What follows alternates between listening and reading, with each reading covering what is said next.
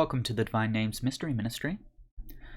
Today we are on Article 9 of Question 12 in the Prima Pars of St. Thomas Aquinas' Summa Theologica. Article 9 Question 12 has to do with knowledge of God, how we come to know about God. Article 9 asks whether what is seen in God by those who see the divine essence is seen through any similitude. Objection 1. It seems that what is seen in God by those who see the divine essence is seen by means of some similitude. For every kind of knowledge comes about by the power of being assimilated to the object known. For thus the intellect in act becomes the actual intelligible, and the sense in act becomes the actual sensible, inasmuch as it is informed by a similitude of the object, as the eye by the similitude of color. Therefore, if the intellect of one who sees the divine essence understands any creatures in God, it must be informed by their similitudes. Reply to Objection 1. The created intellect of one who sees God is assimilated to what is seen in God, inasmuch as it is united to the divine essence, in which the similitudes of all things pre-exist. Objection 2. Further, what we have seen, we keep in memory. But Paul, seeing the essence of God whilst in ecstasy, when he had ceased to see the divine essence, as Augustine says, remembered many of the things he had seen in the rapture.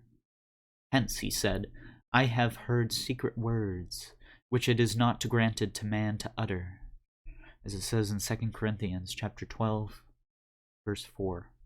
Therefore, it must be said that certain similitudes of what he remembered remained in his mind, and in the same way, when he actually saw the essence of God, he had certain similitudes or ideas of what he actually saw in it.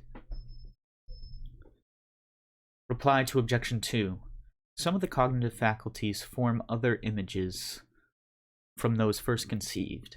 Thus, the imagination from the preconceived images of a mountain and of gold can form the likeness of a golden mountain, and the intellect, from the preconceived ideas of genus and difference, forms the idea of species. In like manner, from the similitude of an image, we can form in our minds the similitude of the original of the image. Thus, Paul, or any other person who sees God, by the very vision of the divine essence, can form in himself the similitudes of what is seen in the divine essence, which remained in Paul even when he had ceased to see the essence of God. Still, this kind of vision whereby things are seen by this likeness thus conceived is not the same as that whereby things are seen in God. On the contrary, a mirror and what is seen in it are seen by means of one likeness. But all things are seen in God as in an intelligible mirror. Therefore, if God himself is not seen by any similitude, but by his own essence, neither are the things seen in him seen by any similitudes or ideas. I answer that those who see the divine essence see what they see in God not by any likeness, but by the divine essence itself united to their intellect. For each thing is known insofar as its likeness is in the one who knows. Now this takes place in two ways. For as things which are like one and the same thing are like to each other, the cognitive faculty can be assimilated to any knowable object in two ways. In one way, it is assimilated by the object itself, when it is directly informed by a similitude, and then the object is known in itself. In another way, when informed by a similitude which resembles the object, and in this way the knowledge is not of the thing in itself, but of the thing in its likeness. For the knowledge of a man in himself differs from the knowledge of him in his image. Hence, to know things thus by their likeness in the one who knows, is to know them in themselves or in their own nature, whereas to know them by their similitudes pre-existing in God is to see them in God.